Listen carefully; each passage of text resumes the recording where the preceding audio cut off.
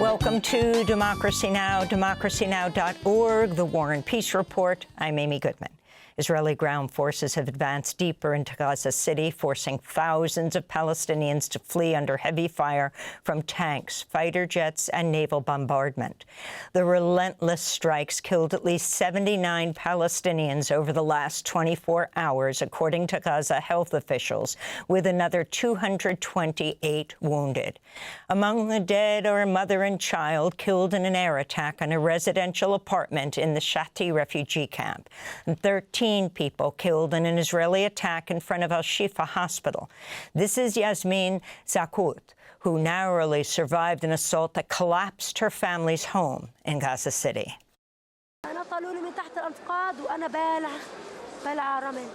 They pulled me out from under the rubble with my mouth filled with sand. They spent 2 hours trying to rescue me and my injured husband.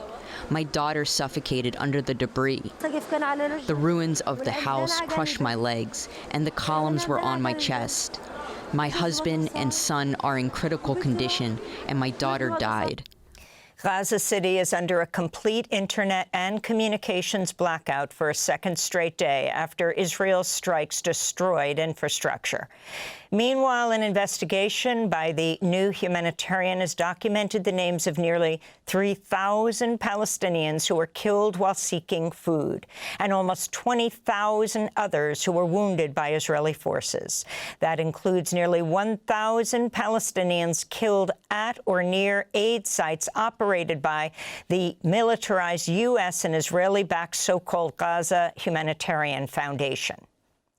In Brussels, the European Commission Wednesday submitted a proposal to suspend the EU's trade agreement with Israel and to sanction far-right Israeli cabinet members Itamar Ben-Gvir and Bezalel Smotrich, as well as 10 Hamas members. This is Kaya Kallas, Vice President of the European Commission. The aim is not to punish Israel. The aim is to improve the humanitarian situation in Gaza. All member states agree that the situation in Gaza is untenable. The war needs to end. The suffering must stop, and all hostages must be released. We must use all the tools we have towards this outcome. In Washington, D.C., the families of U.S. citizens killed by Israeli soldiers and settlers gathered on Capitol Hill this week to demand the Trump administration investigate the killings. This is Ozden Bennett, whose sister, Aishanur Ezgi Aigi, was shot to death by Israeli forces in the occupied West Bank a year ago. What will it take for the Department of Justice to live up to its name? Why are some American lives worth fighting for while others are not? Why is it that the U.S. government is swift to act as long as the perpetrator isn't Israel? To see our interview with Ozden Bennett, go to democracynow.org. Joining the protests was Cindy Corey, the mother of Rachel Corey, who was crushed to death by an Israeli bulldozer while trying to protect a Palestinian home in Gaza from demolition in 2003. The group was brought together by Washington Congressmember Pramila Jayapal. Ambassador Huckabee, if you are listening, please step up and do what you said you would do, which is demand transparency, accountability, investigation into the deaths of U.S. citizens. Right now, the Trump administration is continuing to allow U.S. citizens to be killed with impunity, even as the Israeli government commits genocide of Palestinians in Gaza. Vermont Independent Senator Bernie Sanders has announced Israel's assault and siege on Gaza as a genocide.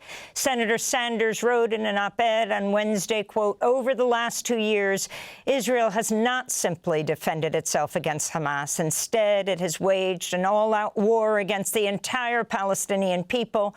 Many legal experts have now concluded Israel is committing genocide in Gaza," Senator Sanders wrote. Ukraine and the U.S. International Development Finance Corporation have announced they would each invest $75 million to a joint fund to support Ukraine's reconstruction. It's part of a minerals deal Ukraine signed with Washington back in April. This morning, Russia closed its airport in Volgograd and put oil refineries on alert in response to a Ukrainian drone attack. This follows Russia's drone attack on several Ukrainian cities Tuesday, killing 7 people. On Wednesday, NATO conducted military exercises in Poland with tanks, helicopters, and jets in response to Russian and Belarusian war games across the border. ABC has suspended the late-night show of Jimmy Kimmel after the chair of the Federal Communications Commission threatened to take action against ABC for comments Kimmel made about the alleged killer of conservative activist Charlie Kirk. The backlash followed Kimmel's opening monologue Monday night. We hit some new lows over the weekend with the MAGA gang desperately trying to characterize this kid who murdered Charlie Kirk as anything other than one of them and doing everything they can to score political points from it. The abrupt decision to indefinitely suspend Jimmy Kimmel Live reportedly came from Robert Iger, chief executive of ABC's parent company, the Walt Disney Company, and Disney Entertainment co-chair Dana Walden. It followed these remarks by FCC Chair Brendan Carr to podcaster Benny Johnson. You know, when you look at the conduct that has taken place by Jimmy Kimmel, it appears to be some of the sickest conduct possible. I mean, look, we can do this the easy way or the hard way. These companies can find ways to change conduct, to take action, frankly, on Kimmel, or, you know, there's going to be additional work for the FCC ahead. Carr's comment contrasts with a tweet he wrote in 2022, reading, quote, "Political satire is one of the oldest and most important forms of free speech. It challenges those in power while using humor to draw more people into the discussion.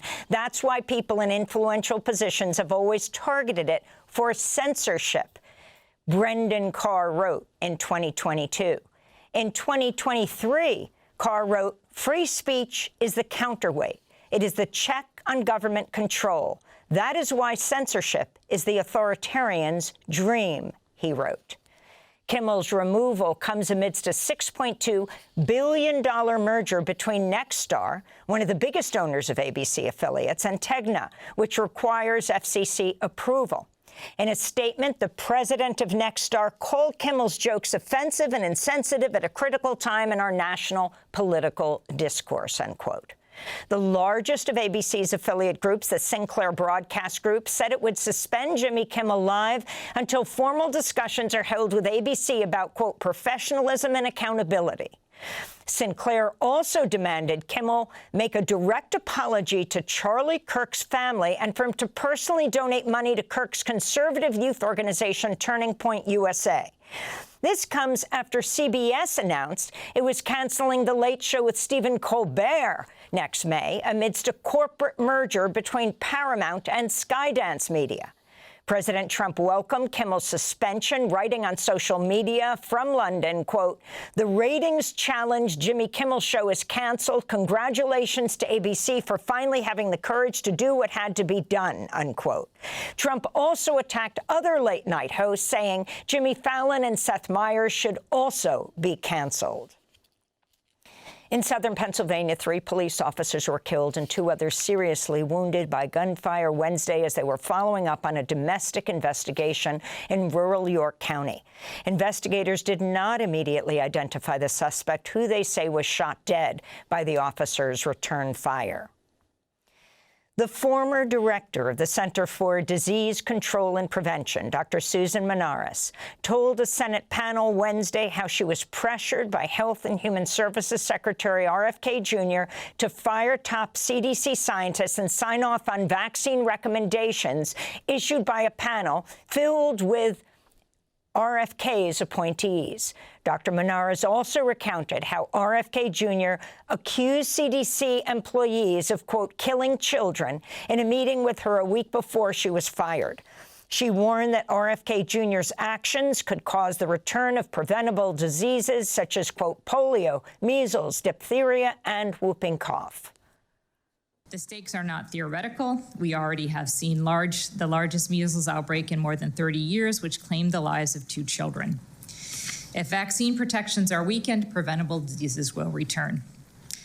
I was fired for holding the line on scientific integrity, but that line does not disappear with me. It now runs through every parent deciding whether to vaccinate a child, every physician counseling a patient, and every American who demands accountability. Meanwhile, RFK Jr.'s Vaccine Advisory Committee is set to vote today and tomorrow on changing recommendations on shots against COVID-19, hepatitis B, and chickenpox. Two former senior officials at the CDC say the panel could vote on delaying the hepatitis B vaccine currently administered to newborns to age 4. The panel could also vote on restricting access to the COVID-19 shot for people under the age of 75. On Wednesday, the West Coast Health Alliance, comprised of California, Oregon, Hawaii, and Washington State, issued their own COVID-19, flu, and RSV vaccine recommendations. California Governor Gavin Newsom also signed a law allowing California to set up its own vaccine schedule apart from CDC guidance. The Federal Reserve has voted to lower interest rates for the first time this year, lowering them by 1/4 percentage point. This comes as President Trump's tried to fire Federal Reserve Governor Lisa Cook and has repeatedly tried to pressure the Federal Reserve to lower interest rates. White House advisor Stephen Miron was sworn in as a Fed governor just minutes before the central bank meeting. He voted to lower interest rates. The Fed's move to lower interest rates comes after the Bureau of Labor Statistics revised jobs numbers for 2024 through March of this year, finding the U.S. economy added close to 1 million fewer jobs than previously reported. The report comes as President Trump politicizes the work of the BLS. Last month, Trump fired its commissioner over revised jobs numbers. On Tuesday, Erica McIntyre made her first public remarks since her removal. Firing your chief statisticians for releasing data you do not like, it has serious economic consequences. The lists of countries that have gone down this route, it's not a good list. Argentina, Greece, Turkey. The resulting loss of trust in economic statistics led these countries to worsening economic crises, higher inflation, and higher borrowing costs. Here in New York, a federal judge granted a preliminary injunction Wednesday to improve conditions at the notorious ICE jail inside 26 Federal Plaza in Manhattan. Immigrants have described being imprisoned for days or weeks at a time in overcrowded cells without access to medication and proper sanitation, being forced to sleep on the concrete floor and left hungry without outside contact. The ACLU's National Prison Project said in a statement, quote, ICE's conduct at 26 Federal Plaza is inhumane, illegal, and a direct violation of the Constitution. No person should be denied medical care, access to a lawyer, or basic dignity when they're held in government custody, they said. An immigration judge in Louisiana Wednesday ordered the deportation of Columbia University graduate Palestinian activist Mahmoud Khalil to Algeria or Syria, ruling that he failed to disclose certain information on his green card application. Khalil's lawyers say they plan to challenge the order. Khalil remains free after a federal district court ordered the government not deport him as his federal court case proceeds. Khalil played a prominent role in the Palestine solidarity protests at Columbia University last spring and was detained in an ICE jail in Louisiana this year for 104 days before being released in June. In a statement, Khalil wrote, quote, "It is no surprise that the Trump administration continues to retaliate against me for my exercise of free speech. Their latest attempt through a kangaroo immigration court exposes their true colors once again," he said. To see our interviews with Mahmoud Khalil, visit democracynow.org. President Trump says he's designating the anti-fascist movement known as Antifa a terrorist organization.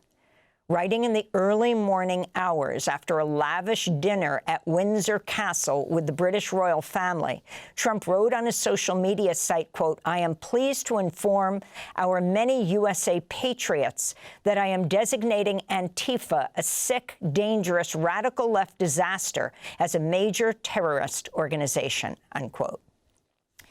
And Republicans on the House Judiciary Committee rejected a request by Democrats yesterday to subpoena 4 major banks J.P. Morgan, BNY, Bank of America, and Deutsche Bank about their connections to the convicted sex offender Jeffrey Epstein.